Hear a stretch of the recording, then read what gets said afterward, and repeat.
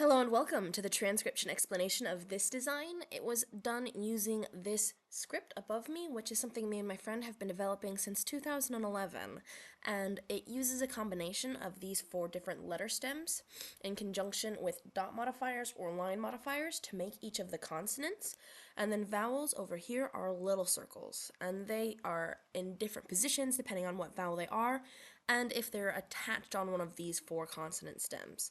With that being said, let's go ahead and get to our design here, which is a name for Pupper. We gotta love those pet names.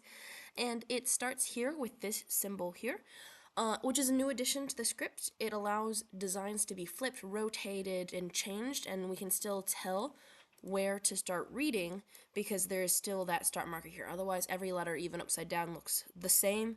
And this gives us sort of a roadmap. So we start here, and then we go counterclockwise, like a time traveler going back in time. And this letter is a big circle, and it is a full circle, which means it's in the second row in the little grid above me, and it's in the column with 1, 2, 3 lines. So those little lines making the different columns can be thin, they can be thick, they can curve, they can be straight, and because there are 1, 2, 3 lines ending on this letter, we go to the 3-line column, and that makes it an M. And then inside the M we have 2 little circles, so 2 vowels, and it's a double letter because it's a double circle, and because it's centered right inside that vowel, right inside that consonant, it is a double E, so that's a double E inside an M. So M-E-E, and then we continue around. Here's another full circle, just like the M, except it has 1, 2 filled in dots, so it's going to be in the column with the 2 dot modifiers. And then we have an O, which is attached like a bead on a string or internal, and it is read after the M, just like the E's are read after.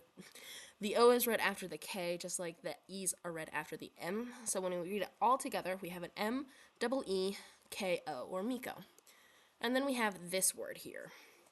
This word starts with a shallow divot, like a bite taken out of a cookie, and that's in the 3rd column. Unlike the 3rd row, not column.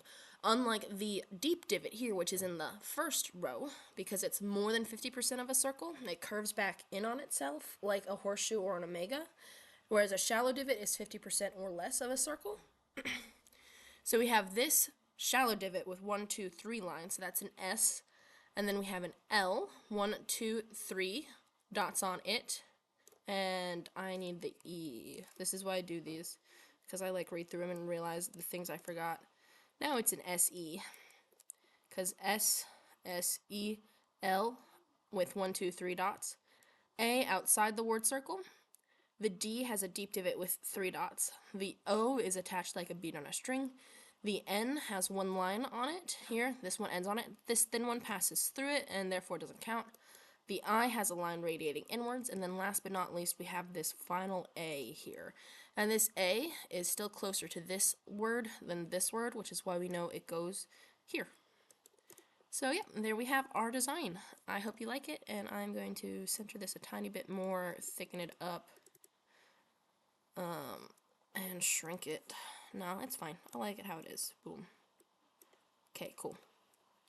So yeah, that is that design. I hope you like it. Bye.